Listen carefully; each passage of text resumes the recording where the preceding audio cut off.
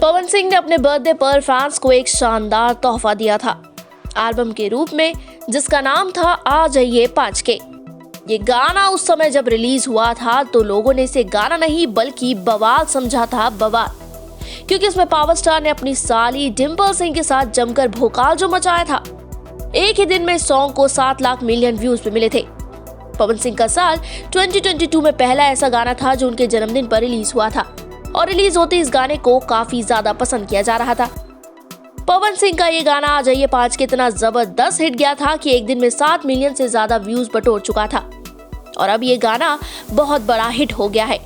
यहाँ तक कि लोग अब बच्चे भी इस गाने पर जमकर ठुमका लगा रहे हैं।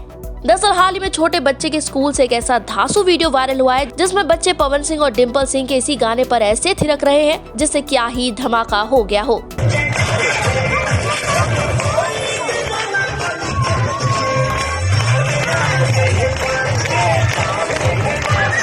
तो आप ये वीडियो देखिए और साथ ही एंजॉय करके हमें बताइए कि आपको ये सॉन्ग कैसा लगता है।